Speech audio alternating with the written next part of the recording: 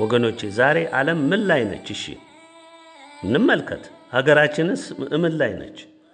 እነ መምህር ተብዮች በእውቀታችን ደረስንበት እያሉ አንዱን ቃል ከአንዱ እያጋጩ የምን ትንሣኤ ነው ትንሣኤ ኢትዮጵያ የለም እያሉ ደረታቸውን ገልብጠው አፋቸውን አረፋ እስኪደፍቅ የሚጮሁ በተለይ በማኅበረ ርኩሳን የተሰገሰጉ የገዢው ደህንነቶች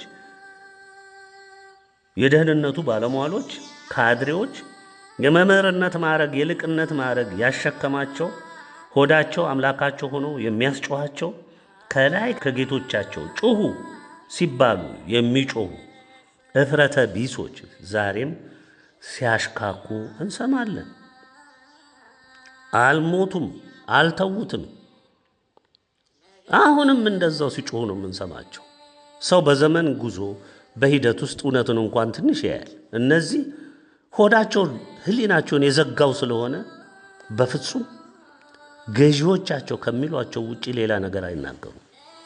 ሰው እንዴት አያፍርም?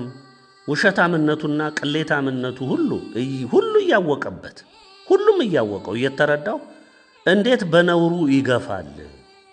በእውነቱ ምን አይነት የደነበሸ ትውልድ እንደተፈጠረ ከነዚህ በቀቀኖች በላይ ምስክር የለም።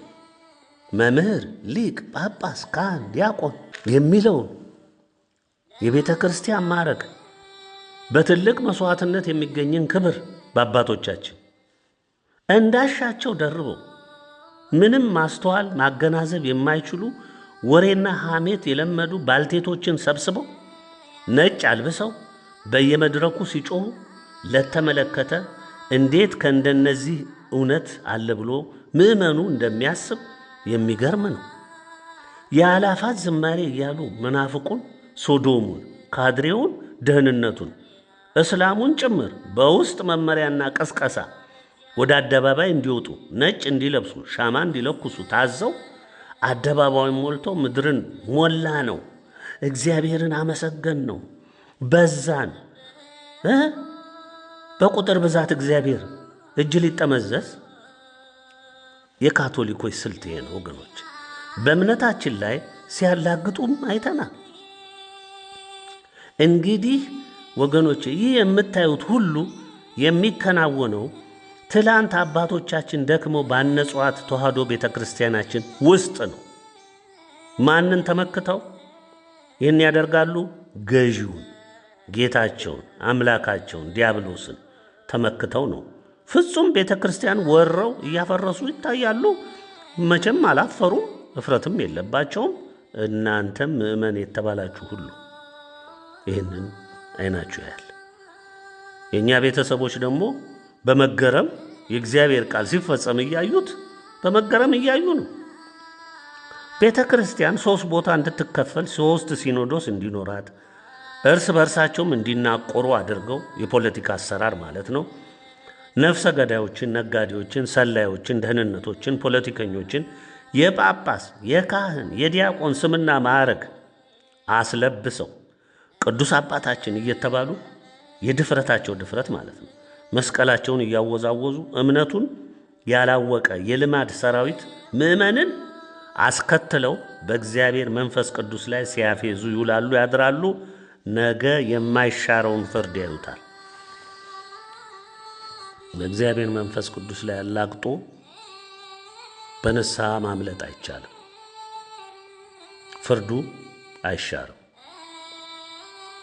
እኛ የምንነቅፈው በዚህ ነው። ይሁንና መስፈሪያቸው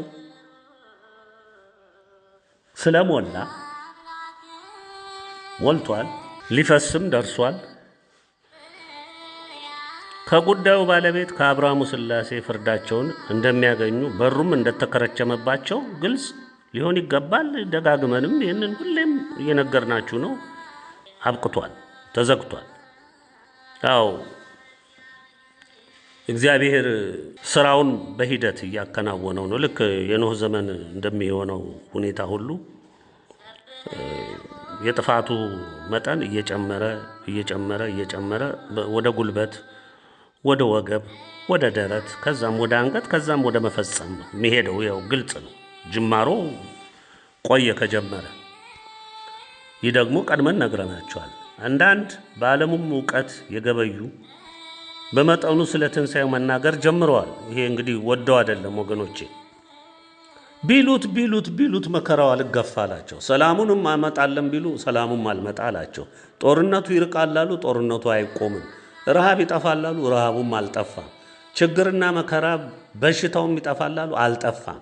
እንደውም እየገነነ እየተባዛ እየጠነከረ እየበረታ አቅሙን እየጨመረ ከሰው አቅምም ከገዢዎችም አቅም በላይ የሆነ መጣ። እንግዲህ ምን ይደረግ? የሚቃወሙትን ያህል በመጠኑም ከራሳቸው ትንተና ጋር ሲደግፉትም ይታያል። ነገር ግን አንደኛ እንደ ምናምንቴዎቹ የእምነት ጸጋ የላቸውምና ምልክታቸው ሙሉ አይደለም። ምሳሌ እናንሳ።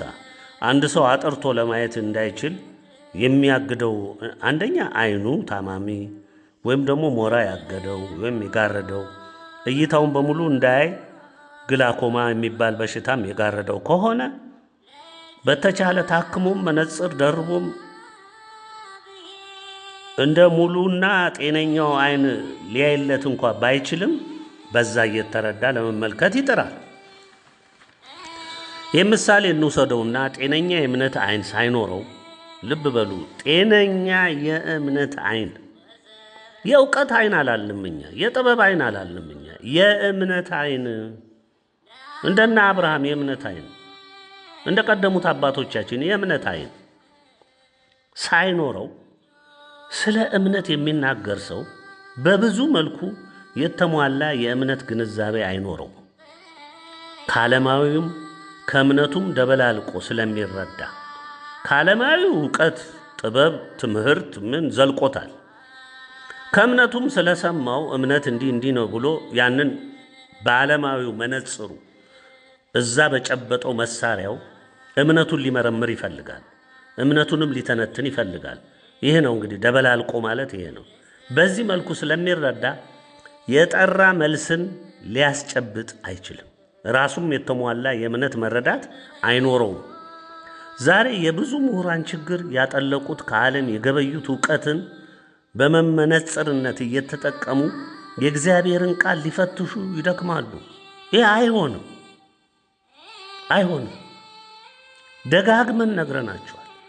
እውርን ቢመራው ወደ ገደል እንዲሉ ከእግዚአብሔር ጋር በእምነቱ ያልተጣመረ ሰው ልብ ብላችሁ በእምነቱ ያልተጣመረ ሰው ስላልተረዳው የእግዚአብሔር ቃል ሊተነትድ ሲሞክር ሰሚውንም ራሱንም ወደ ገደል ይዞ ነው የሚሄደው እንጂ አንዳች የሚፈይደው ነገር የለም።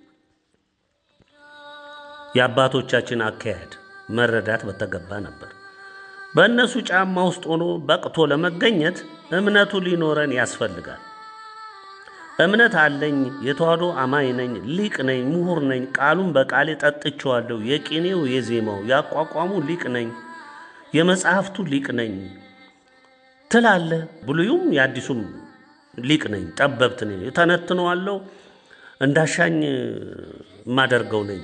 አዎን ነህ፣ ልክ ነው። ይሄ ሁሉ ሲባልም እየሰማን ነው፣ ሲደረግም እያየን ነው።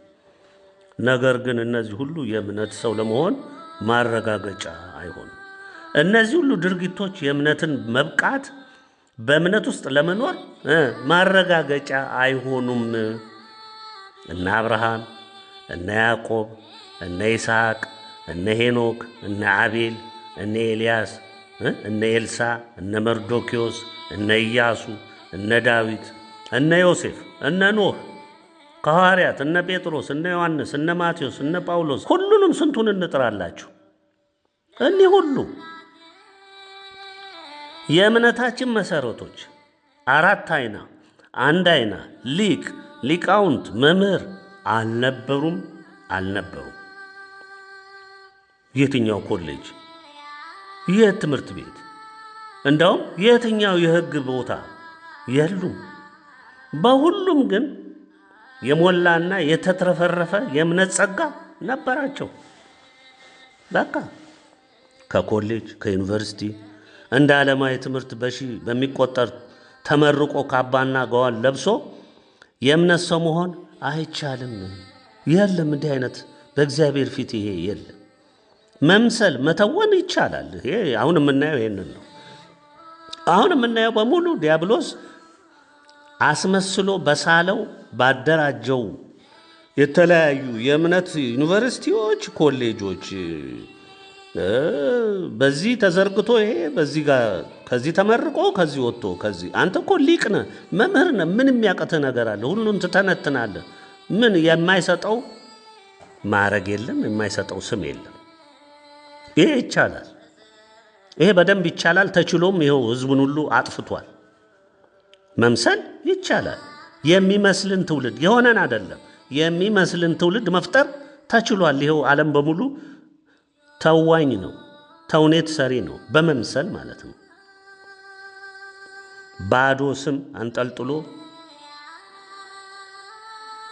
ጸጋ አልባ፣ ምግባር አልባ፣ እምነት አልባ ተዋኝ መሆን ይቻላል። ልክ ዛሬ እንደምናያቸው ጳጳሳት፣ ዲያቆናት፣ መምህር፣ ሊቅ ወዘተ እያሉ እንደሚተውኑት የዲያብሎስ ተመራቂዎችና ተውኔት ሰሪዎች በድፍረት ኃጢአት የበለጸጉ እምነትም በተውኔትነት የሚያዩ ደፋሮች ዛሬ ቤተ ክርስቲያን ሸጠው ጨርሰው ያበቁ፣ ሕንፃውና ታቦተ ሕጉ ብቻ እንዲቀር ያደረጉ፣ ታቦታቱንም ሸጠው የጨረሱ የአባቶቻችንን ሕግ አፍርሰው በካቶሊኮች ሕግ የተኩ ዛሬም አያርፉም። አፋቸውን በእኛ ላይ ያላቅቃሉ። የገንዘብ ፍቅር ያደነደናቸው ናቸው። ለሀገራችን ውድቀትና ውርደት፣ ለቤተ ክርስቲያን መፍረስና መዋረድ ዋነኛው ተዋናዮችም ሆነው ያብዬን ለምዬ እንደሚባለው ክፉ ስራቸውን ለመሸፈን እኛን ሲወነጁ ሊኖሩ ግን ሁሉ ነገር ወደ ብርሃን እየመጣ መጣ። እግዚአብሔር እኮ ወደ ብርሃን ያወጣዋል። በጨለማ ቢሰራ ወደ ብርሃን አውጥቶ ለፀሐይ ለአደባባይ ያሰጠዋል። ዛሬ ይኸው ነው፣ ተሰጣችኋል። ግልጽ ሆኗል። አሁን ምንም የምትሸፍኑት ነገር የለም። ዛሬም ብዙ ምዕመናን ፈቅደውና ወደው ዛሬም አብረው ቤተ ክርስቲያንን እያፈረሱ ይገኛሉ። በገንዘባቸው አስራት በኩራት እያሉ ይህንኑ የካድሬ ስብስብ ቤተ ክርስቲያን ያፈረሰን ትውልድ ገንዘባቸውን እየሰጡ በርቱ እያሉ ያለችውንም እንጥፍጣፊ እውነት ሙልጭ አድርገው እንዲያጠፉ ቤተ ክርስቲያን እንዲያፈራርሱ አድርገዋል። ምዕመናኑ ከነሱ እኩል ተጠያቂ ነው። በአሁኑ ሰዓት በምንም ተአምር ከፍርድ የማያመልጥ ምዕመን ነው አሁን በቤተ ክርስቲያን ዙሪያ የሚሽከረከረው። ነጭ ለብሶ አንዴ አደባባይ የዞረ ሻማ መለኮስ ምን ማለት ምን በየማህበራዊ ሚዲያ እየወጣ የውሸት ድሪቶን ሲደርት የሚውል ይሄ ሁሉ አንዱም ከፍርድ አያመልጥም። መጥቶልሃል። ምንም የምታመልጠው ነገር የለም። በሕይወትህ በስጋህም በነፍስም ዋጋ ትከፍልበታለህ። በእግዚአብሔር ላይ ቀልዶ መኖር አይቻልም። ዛሬን ውለህ ስላደርግ ሁሌ የምትኖር ይመስልሃል። እግዚአብሔር ታጋሽ ስለሆነ ነው የሚታገሰው። አንዳንዶች በየዋህነት ለጠፉት ይድኑ ዘንድ እድል ልስጣቸው ብሎ ነው እግዚአብሔር የሚታገሰው እንጂ እናንተ በድፍረት ለምትጓዙትማ ሰዓት ነው የምትቆጥሩት። የውርደታችሁ አይነት ገና ይመጣል። ቅዳሴ፣ ኪዳን፣ ሰዓታት እያሉ ጌታን ሰቅለው የሚወጉ ጉዶች ናቸው በአሁኑ ጊዜ የምናያቸው። እንደ ፈሪሳውያን እንደ ጻፍት ፈሪሳውያን ዛሬም ከነዚህ ውግዝ ካህናት ጋር ተሰብስበው የጌታን ቁስል ይወጋሉ። ዛሬ በምንም መልኩ ሕይወት ያላት ተዋህዶ ኦርቶዶክስ ቤተክርስቲያን የለችም። እግዚአብሔር በመረጣቸው በወደዳቸው ባከበራቸው ቅን የዋህ ትሑት ሕዝቦች በዋናነትም በኢትዮጵያ ዓለም ብርሃን ቤተሰቦች ምዕመናን በእነዚህ ሁሉ ውስጥ ልብ ውስጥ እምነቲቷን ተክሎ አስቀምጧል። ለመልካሙ ዘመን ጠብቋል። ቤተ ክርስቲያንን ያጸዳታል፣ ያጠራታል። ከዛ በኋላ ሕዝቦቹን መልሶ ይተክላል። እግዚአብሔር የሚሳነው ነገር ስለሌለ ሁሉን ይህን ያደርጋል። አገልጋዮቹን መርጦ አዘጋጅቶ አስቀምጧል። ምንም የሚቸግረው ነገር ስለሌለ በእግዚአብሔር ጸጋ የተሞሉ በእሳት ተፈትነው የወጡ የጠሩ የተዋህዶ አርበኞች ቆመው እየጠበቁ ነው። የእግዚአብሔርን ቀን ፍርድ እየጠበቁ ነው። መታዘዛቸውን ነው እየጠበቁ ያሉት። እግዚአብሔር ደግሞ አጠናቆ አስተካክሎ ሁሉንም ነገር ያስረክባል። ልጆችን ያነግሳል። በቃ ዛሬ በምንም መልኩ ሕይወት ያላት የለችም። የት ጋር ሕይወት አለ? ምናልባት በገጠር በየጥሻጥሹ እነዚሁ ቤተ ክህነቶች በናቋቸው በወዳደቁ ቤተ ክርስቲያኖች ውስጥ አንዳንድ ቅን የዋህ በተለምዶም ይሁን በምን የሚያገለግሉ የዋህነቱን ተሸክሞ የሚጓዙ ይኖሩ ይሆናል። ከዚህ ውጭ በየበረሃው ደግሞ ሸሽተው ወድቀው በየጥጋጥጉ ያሉ የየጫካው ያሉ አሉ። ገዳማት ሳይቀሩ በአሁኑ ጊዜ በዲያብሎስ የተወረሩ ናቸው፣ በካድሬ የተወረሩ ናቸው። ገዳማት ጭምር የትኛውም ገዳም ብትሄዱ ታላላቅ ገዳም ነው የሚባለው ሁሉ በዲያብሎስ ሰራተኞች ተወሯል፣ በካድሬዎች ተወሯል። እውነተኞቹ እየጣሉ ወደ የጥጋጥጉ ወደ የዋሻው ወደ የጫካው ተሰደዋል። የለም፣ ምንም የለም። ይህ በግልጽ እንግዲህ የሚታይ ስለሆነ እውነትነቱ አትክዱት ወገኖቼ። እንግዲህ ቤተ ክርስቲያን የኢትዮጵያ ኦርቶዶክስ ተዋሕዶ ቤተ ክርስቲያን እንዳለች የምንቆጥር ብዙዎች አለን፣ ግን የለችም።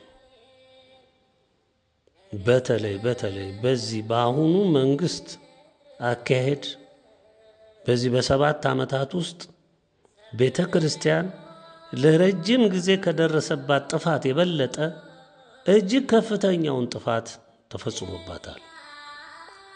ታይቶም ተሰምቶም በማይታወቅ መልኩ አገልጋዮቿ በሙሉ ጠፍተው ተባረው ተገለው ተሳደው ተነቅለው በምትኩ የመንግስት ሰራተኛ የሆነ ደህንነት ካድሬ፣ ሰላይ፣ ነጋዴ እነዚህ ተተክተዋል። በይፋና በግልጽ ነፍሰ ገዳዮች፣ ህዝብን ያስፈጁ፣ ህዝብን የገደሉ ሁሉ ካባ ለብሰው ተሰይመዋል። ካህዲዎች፣ ካቶሊኮች፣ መናፍቆች፣ ተሐድሶች ሁሉም በይፋና በግልጽ ራሳቸውን አደላድለው ቤተ ክርስቲያን አናቷንም እግሯንም ስሯንም ሁለመናዋንም ወረው ተቀምጠዋል። አገልግሎት እንሰጣለን ብለው በዘረጉት ውስጥ ደግሞ የሚሳተፈው ምእመን በሙሉ በጋራ በኩል ኃላፊነት ቤተ ክርስቲያንን አፈርሷል። ዛሬም እያስፈረሰ ነው። ያደረጉትም ደግሞ አገልጋዮቹ ምእመኑም ጭምር ነው። ፍርዱ ተሰጥቷል። የሚሰጥ የንስሐ ጊዜ ሁሉ ተሰጥቷል፣ ተዘግቷል፣ አብቅቷል። እንደምታዩት ሁሉም ነገር ወደ ጥፋቱ እየገሰገሰ ነው ያለው። ሁሉ ነገር ተጭኖ መጥቷል። ጦርነቱ ብትሉ፣ ረሃቡ ብትሉ፣ በሽታው ብትሉ፣ መቅሰፍቱ ብትሉ፣ ሁሉም ነገር የተፈጥሮ አደጋውን ብትሉ፣ ማናቸውም ነገሮች በሙሉ ጉልበትና ኃይላቸውን አጠናክረው መጥተዋል። አሁን ምርትና ግርዱ እንዲለይ እናየዋለን። ሁሉም ሲፈጸም የምናየው ይሆናል። ወገኖቼ መጀመሪያ በ1988 ዓመተ ምህረት በአቡነ ጳውሎስ መሪነት 33 ጳጳሳት ባጸደቁት ፊርማ የሲኖዶሱ ሕግ ልብ በሉ፣ የሲኖዶሱ ሕግ ተሽሮ የካቶሊክ ሕግ እንዲተካ ተደርጓል። የአባቶቻችን ሕግ ከቤተ ክርስቲያን ላይ ተነስቷል። የአባቶቻችን ሕግ ሲነሳ ደግሞ እግዚአብሔር መንፈስ ቅዱስ ቦታውን ለቋል ወይም ደግሞ ከቦታው ተነስቷል። ተተክቷል። የካቶሊክ ሕግ ሲተካ የዲያብሎስ ሕግ ተተክቷል ማለት ነው። ስለዚህ በዛ ቦታ ማን ተቀመጠ? ዲያብሎስ ተቀመጠ ማለት ነው። ሰው እግዚአብሔር መንፈስ ቅዱስ በሚመራው ቦታ አባ ጳውሎስ አምላክ ሆነው በአምላክነት ልክ ራሳቸውን ፈርጀው በወንበሩ ተቀመጡ። ዛሬ እሳቸው ባቆሙት ሕግም ተተክተው የተቀመጡት ማቲያስ ተመሳሳይ ስራን እየሰሩ ይገኛሉ። ሕጉም ያው የካቶሊክ ሕግ ነው። በዛው ጸንተው እየቀጠሉ ነው። ማንንም የሚፈሩት የለም፣ የሚናገራቸውም የለም። እንደውም አባ ጳውሎስ ያልጨረሱትን ስራ አባ ማቲያስ እየጨረሱ ይገኛሉ፣ ቤተ ክርስቲያንን በማፍረስ። እንግዲህ በእግዚአብሔር መንፈስ ቅዱስ ቦታ አቡነ ጳውሎስ የተቀመጡ ሲሆን ይህም በአምላክ ፈንታ ሰው ሲሰየም ወደ ጣዖትነት ተቀይሯል ማለት ነው። ከዚህ ድርጊት በኋላ ደግሞ በቤተ ክርስቲያን እውነተኛ አገልጋይ አለቃ አያሌው በኩል እኚህ አለቃ አያሌው በወቅቱ የሊቃውንት ወይም የቤተ ክርስቲያኒቱ አይን ሆነው የቤተ ክርስቲያኒቱን ሕግና ስርዓቷን የሚጠብቁ አባቶች ሰብሳቢ ሆነው ሲያገለግሉ ነበር። በተሰጣቸውም ስልጣን አማካኝነት የቤተ ክርስቲያኒቱ ሕግ መፍረሱን፣ የአባቶች ድንበር መጣሱን፣ የእግዚአብሔር መንፈስ ቅዱስ ቦታ በጣዖት መተካቱን እኒህ ሁሉ መፈጸማቸውና ይህም ወደ ተግባር እንዲቀየር መደረጉን በማውገዝ በሊቃውንቶች ጉባኤ ሰብሳቢነታቸው መሰረት የቤተ ክርስቲያንን ሕግና ስርዓት መጣስ በመቃወም ለሲኖዶሱ በቀጥታ መልእክታቸውን፣ ውሳኔያቸውን አስተላለፉ። በዚህ የተነሳ ከአባ ጳውሎስ ጋር ከፍተኛ ጦርነትና ፍልሚያ ተነሳ። እኚህ አባት የአባቶቻቸውን ሕግ የቤተ ክርስቲያኒቱን የተዋሕዶ ኦርቶዶክስ ቤተ ክርስቲያናችንን ሕግ ለማስከበር ሲሉ ከፍተኛ ውጊያ ውስጥ ገቡ። ከፍተኛ ፍልሚያም ተካሄደ። አንድ ሰው ናቸው፣ አንድ ግለሰብ ናቸው። ነገር ግን ስልጣኑንም የቤተ ክህነቱንም ስልጣን የመንግስትም ስልጣን የያዙት በወቅቱ ወያኔዎች ሁሉም በአንድ ግንባር ተባብረው እኚህን አባት እንዲባረሩ በአባ ጳውሎስ ትእዛዝ እንዲባረሩና ከቤተ ክርስቲያኒቷ ውጭ እንዲሆኑ ተደረገ። ከማንኛውም ነገር አገዱ፣ አባረሩ። ከዛ በኋላ አለከልካይ አለማንም ሃይ ባይነት የጥፋት ስራቸውን ሀብለው ጀመሩ ማለት ነው። በዚህ ጊዜ አለቃ አያሌው ያላቸው ከእግዚአብሔር የተሰጣቸው የክህነት ስልጣናቸው የሚያዝላቸው አንድ መሳሪያ አላቸው። እሱም በስልጣነ ክህነታቸው አማካኝነት ይወገዝ የሚገባውን ማውገዝ፣ ማሰር የሚገባውን ማሰር፣ በንስሐ የመጣውን ደግሞ መፍታት፣ ይሄ ስልጣነ ክህነታቸው የሚያዝላቸው ስለሆነ በዚሁ እግዚአብሔር ባጎናጸፋቸው ስልጣን መሰረት እውነተኞች የሆኑ ካህናት ሁሉ የሚጨብጡትን ስልጣን ስለጨበጡ ስለ እውነትም ስለቆሙ የተፈጸመውን ድርጊት በንስሐ ለማስተካከል ያጠፉትን ለመመለስ ፈቃደኛ ስላልሆኑ አስበውበት አልመውበት ወስነው የመጡ የካቶሊክ አሽከሮች ስለሆኑ ይህም በቀጥታ ከማወገዝ ውጭ ሌላ ምንም መሳሪያ ስለሌላቸው አወገዙ። የክህነት ስልጣናቸውንም አሰሩ። ምክንያቱም የእግዚአብሔርን ሥራ ስላፈረሱ። እነዚህን በዚህ ፈቃድ ውስጥ የወደቁትን በዚህ ሕግ ውስጥ ሆነው እናገለግላለን የሚሉ ካህናትንም ጭምር የነዚህን በአናቱ ላይ የተቀመጡትን ጳጳሳት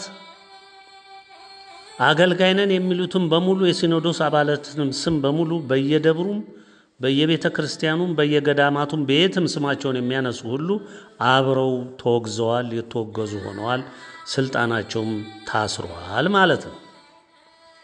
ይህን ከፈጸሙ በኋላ እኚህ አባት በእግዚአብሔር ጥሪ መሰረት ከዚህ ዓለም ተሰናብተው ሄደዋል። ወገኖቼ በቤተ ክርስቲያናችን ላይ የደረሰው ታላቅ ሰቆቃ ቀላል አይደለም።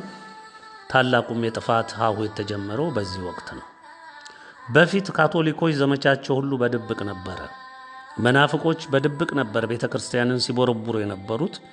አሁን ግን ከወያኔ በኋላ በይፋና በግልጽ ቤተ ክርስቲያንን ማፍረስ መናድ ጀመሩ ማለት ነው። እንግዲህ ይህ ከተከናወነ 30 ዓመታትን አስቆጥሯል። ቤተ ክህነቱ ሲኖዶሱ የነሱ ደጋፊ በሙሉ በእግዚአብሔር ላይ አምፀው በድፍረት ኃጢአታቸው ቆመው ምዕመኑን ገደል ሰደው ለ30 ዓመት እስካሁኗ ድረስ ዘልቀዋል።